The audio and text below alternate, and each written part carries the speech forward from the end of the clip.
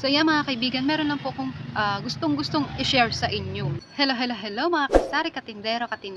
Kamusta po kayo lahat? Ito muli, Jennifer Bihian, tindera ng bayan. Magdi-December na po at malapit na po talaga ang Kapaskuhan. So meron po akong gustong-gustong i-share sa inyo mga kaibigan. Dagdag kita rin po ito sa ating sari-sari store na pwede rin po natin gawin. Hindi lang po dagdag kita, kundi malaking kitaan din po. Yan. Matagal na po akong gumagawa nito ng ganitong items na every December talaga meron po akong ganitong paninda. Hindi po ito nawawala sa aking sari-sari store. Hindi ko na po patatagalin. Ito, papakita ko po sa inyo. Taran! Ayan. Ayan mga kaibigan, pagtungtong po ng September, ayan, ito po yung pinagkakaabalahan kong gawin. Gift wrap bag. Diba? Ngayon po, ipang birthday pa lang tong aking ginagawa kasi may peso nga po sa bayan, sa palengke yung aking mama at papa. So, ako na rin po yung gumagawa ng gift wrap bag nila. So, yan. Ito po yung pang birthday celebration. So, dalawang klase po yung ginagawa ko. Yung isa po yung pang Christmas and then yung isa is ito po, yung pang birthday. Sobrang mabenta po to. Lalo na po doon sa peso ng mama at papa ko doon sa palengke, doon sa bayan. Kasi nga po, diba, damitan yung kanilang paninda, RTW, dry goods, diba? So, yung mga customer po nila mostly bumibili para pang regalo, pang birthday, tsaka pang pamasko, pang exchange gift or sa mga inaanak po nila.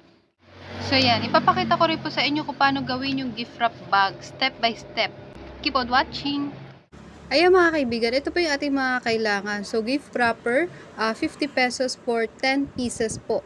Yung presyo po na pabangkitin ko is galing po yan dito sa bayan namin. And then, ito pong handle is 90 pesos for 100 pieces naman po. Ayan, yung gagamitin ko naman po na pandikit is scotch tape. So, 8 pesos po yung ganitong size. Gunting at puncher. Ayan, depende na rin po yan sa inyo kung gaw-gaw po or paste yung gagamitin yung pandikit. Pero para sa akin, scotch tape na lang po, mas mabilis pang gawin.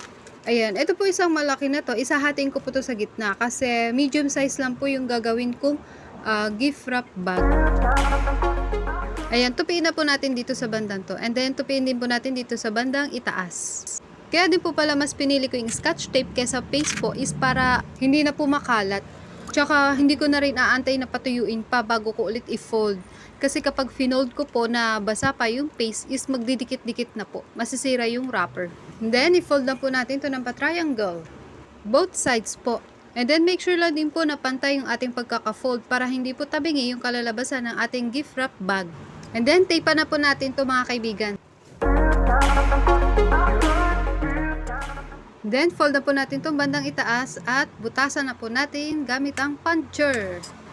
At ilagay na po natin itong handle.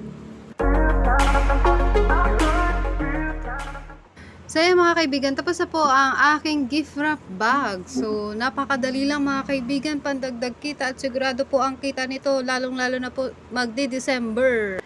Ayan mga kaibigan, ito po yung aking mga nagastos for 100 pieces po na gift wrap bag. Ayan, yung 50 pieces po na gift wrapper is 250 pesos. Then sa handle naman po na 100 pieces is 90 pesos. Then sa tape na 3 pieces is 24 pesos. So ang total puhunan po ng aking gift wrap bag is 364 pesos. At i-divide ko po yan sa 100 pieces na gift wrap bag. So lumalabas po is 3.64 ang puhunan ng bawat isa. Pwede po ito mabenta ng 7 pesos to 8 pesos. Ayan, try nyo na rin pong gawin to mga kasari, katindera kasi sigurado po talaga ang kita nito, no? Marami pong bumibili nito dito sa aking sari-sari store. At ayun na nga po, pati na rin po dun sa pesto ng aking mama at papa dun sa bayan, sa palengke. So talagang mabenta po. I hope nakatulong po ako sa inyo mga kasari, katindera na pandagdag po income sa ating sari-sari store. Hindi lang po pandagdag income, kundi malaki rin po ang kitaan nito sa ating sari-sari store. Kaya try nyo na rin po. So yan, hanggang sa muli. Hanggang dito na lang po. Thank you for watching. Bye-bye. Happy selling. God bless. Thank you for watching.